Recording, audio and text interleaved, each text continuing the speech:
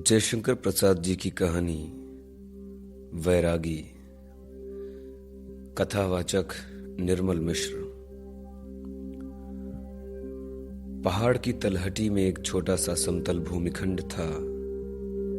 मौलसिरी, अशोक, कदम्ब और आम के वृक्षों का एक हरा भरा कुटुंब उसे आबाद किए हुए था। दो चार छोटे छोटे फूलों के पौधे कोमल मृत्तिका के थालों में सजे थे। सब आर्द्र और सरल थे। तपी हुई लू और प्रभात का मलय पवन एक क्षण के लिए इस निभृत कुंज में विश्राम कर लेते। भूमि लिपी हुई स्वच्छ एक तिनके का कहीं नाम नहीं और सुंदर वेदियों और लता कुंजों से अलंकृत थी। यह एक वैरागी की कुटिया थी और तृण कुटीर, उस पर लता वितान, कुशासन और कंबल, कमंडल और वलकल उतने ही अभिराम थे जितने किसी राज मंदिर में कला कुशल शिल्पी के उत्तम शिल्प। एक शिलाखंड पर वैरागी पश्चिम की ओर मुंह किए ध्यान में मग्न था। अस्त होने वाले सूर्य की अंतिम किरणें उस बरौनियों में घुसना चाहती थी, परंतु वैरागी अचल था। बदन पर मुस्कुराहट और अंग पर ब्रह्मचर्य की रुक्षता थी। यौवन की अग्नि निर्वेद की राख से ढकी थी। शिलाखंड के नीचे ही पगडंडी थी। पशुओं का झुंड उसी मार्ग से पहाड़ी गोचर भूमि से लौट रहा था। गोधूलि मुक्त गगन के अंक में आश्रय खोज रही थी। तभी किसी ने पुकारा, आश्रय मिलेगा। वैरागी का ध्यान टूटा। उसने देखा सचमुच मलिन वसना गोधूलि उसके आश्रम में आश्रय मांग रही है। अंचल छिन्न बालों की लटें फटे हुए कंबल के समान मांसल वक्ष और स्कंद को ढकना चाहती थी। गैरिक वसन जीर्ण और मलिन, सौंदर्य विकृत आंखें कह रही थीं कि उन्होंने उमंग की रातें जगती हुई बिताई हैं। वैरागी अकस्मात आंधी के झोंकों में पड़े हुए वृक्ष के समान तिलमिला गया।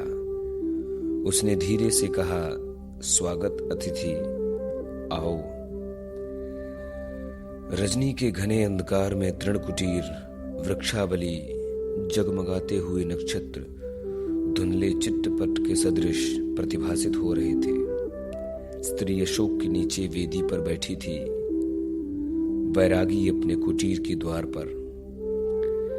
स्त्री ने पूछा, जब तुमने अपना सोने का संसार पैरों से ठुकरा दिया, पुत्र मुख दर्शन का सुख, माता का अंक, यश विभव सब छोड़ दिया, तब तुच्छ भूमि खंड पर इतनी ममता क्यों?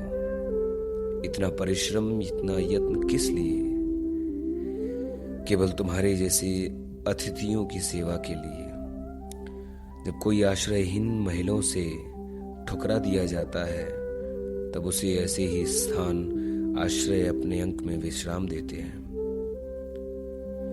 मेरा परिश्रम सफल हो जाता है जब कोई कोमल शैया पर सोने वाला प्राणी इस मुलायम मिट्टी पर थोड़ी देर विश्राम करके सुखी हो जाता है। कब तक करोगे तुम ऐसा? अनंत काल तक प्राणियों की सेवा का सौभाग्य मुझे मिले।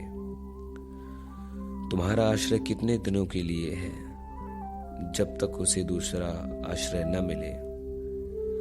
मुझे इस जीवन में कहीं आश्रय नहीं और न मिलने की संभावना है। जीवन भर? आश्चर्य से वैरागी ने पूछा। हाँ, युवती के स्वर में विकृति थी। क्या तुम्हें ठंड लग रही है? वैरागी ने पूछा। हाँ, उसी प्रकार उत्तर मिला। वैरागी ने कुछ सूखी लकड़ियां सुलगा दी। अंधकार प्रदेश में दो तीन चमकीली लपटें उठने लगीं। एक धुंधला प्रकाश फैल गया। वैरागी ने एक कंबल लाकर स्त्री को दिया। उसे ओढ़कर वह बैठ गई। निर्जन प्रांत में दो व्यक्ति। अग्नि प्रज्वलित पवन ने एक थपेड़ा दिया। वैरागी ने पूछा, कब तक बाहर बैठोगी? रात बिताकर चली जाऊंगी, कोई आश्रय खोजूंगी, क्योंकि यहां रहकर बहुत दिनों के सुख में बाधा डालना ठीक नहीं। इतने समय के लिए कुटी में क्यों आऊं? वैरागी को जैसे बिजली का धक्का लगा। वह प्राणपण से बल संकलित करके बोला, नहीं नहीं, तुम स्वतंत्रता से यहां रह सकती हो। इस कुटी का मोह तुमसे नहीं छूटा। मैं उसमें समभागी होने का भय तुम्हारे लिए उत्पन्न न करूंगी। कहकर स्त्री ने सिर नीचा कर लिया। वैरागी के हृदय में सनसनी हो रही थी। वह न जाने क्या कहने जा रहा था, सहसा बोल उठा, मुझे कोई पुकारता है, तुम इस कुटी को देखना। यह कहकर वैरागी अंधकार में विलीन हो गया। स्त्री अकेली रह गई।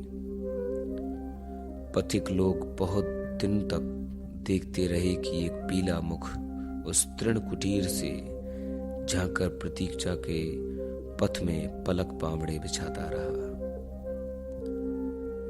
जयशंकर प्रसाद जी की लिखी कहानी वैरागी।